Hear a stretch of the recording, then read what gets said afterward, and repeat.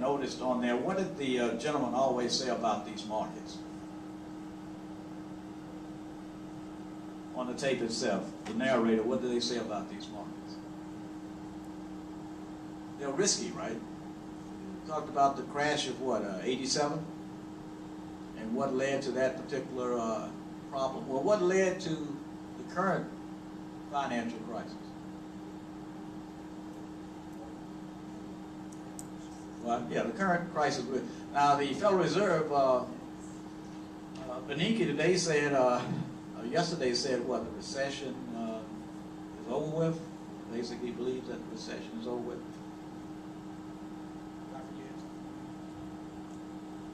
Thank you, Doctor. Now, back home, our financial market is very small. Actually, there are only about 8 local companies which are listed on the stock market in Uganda, and I realized that they are very highly regulated. It is something that is not very easy to list a company in the stock market. Even joining them as maybe a broker, there are about only 11 brokers who are licensed to work there. It is really a very, very, very tall order there. When you go to countries like Kenya, it becomes a little easier, and there are so many scams that have resulted as a result of the stock market in Kenya as compared to Uganda. Well, the Uganda one is about only 13 years. The one of Kenya started in 1952, where I really think, well, very many people have been exposed there. Now, how, if I could ask you about the level of risk in the US stock markets, how would you rate the level of risk? Say there are people who are claiming to have maybe mutual funds, mutual companies, or something like that, who have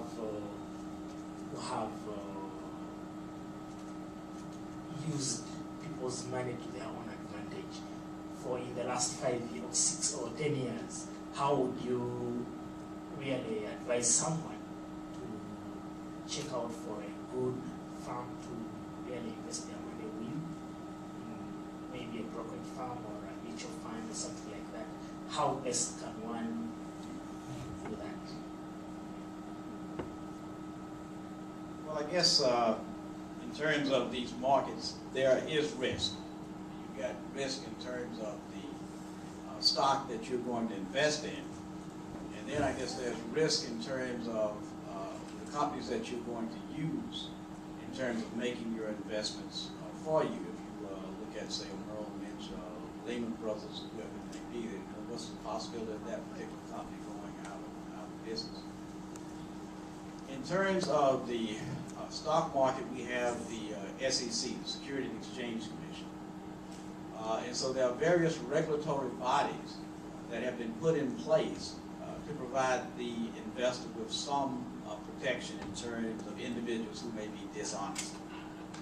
So these individuals are licensed, and their license can be pulled, they can be fined, they can be penalized, they can be imprisoned.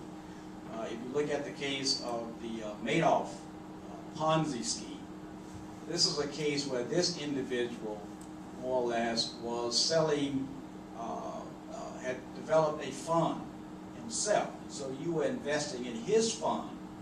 So he was an intermediary, and then basically he was going to make these investments on your behalf in your best interest. So he was a professional investor that you trusted with your fund, and he made the investments. And so you have to investigate that individual. So what we're saying right now is that the SEC and others who were in the regulatory position failed to do diligence in terms of investigating his particular investment processes, and that if they had been more diligent in investigating him, they would have found out that what his strategy was could not have possibly generate the types of returns that he was providing to his particular clients. We had another one here in terms of the Stanford Group that impacted a lot of people in Baton Rouge. Again, more or less, individual, some concerns had been voiced, but the regulatory bodies had not pursued it to the level that they probably should have. So basically, I guess the best way to protect yourself is to investigate for yourself and to understand what and how your funds are being invested. If it's something that seems to be too good to be true, and in most cases it's probably too good to be true.